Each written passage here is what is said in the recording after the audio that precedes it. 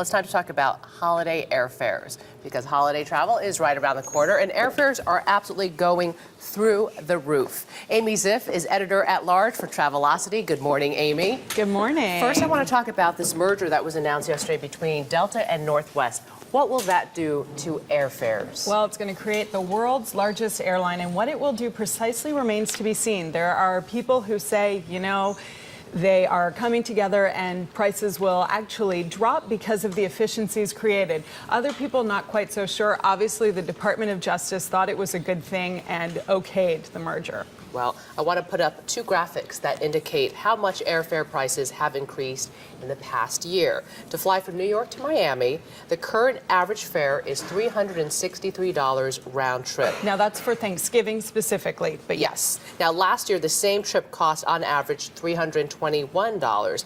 That's 13% higher than last year. And to fly from Los Angeles to Dallas-Fort Worth Airport, the current average airfare is $391 round trip.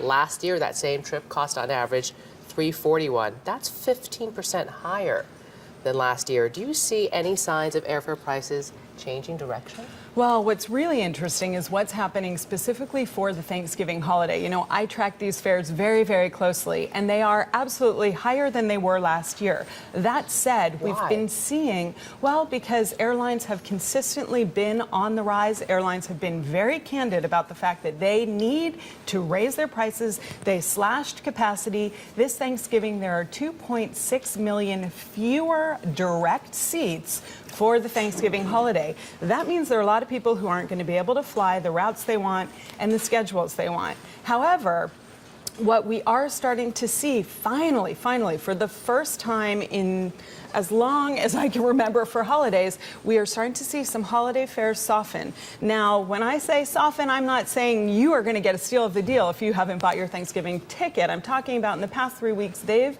come down by about $11. They started on average domestic fares $404, $393. But that's a big deal because we've been riding such high fares. In the final seconds, what's your best advice if someone needs to travel this Thanksgiving or Christmas season?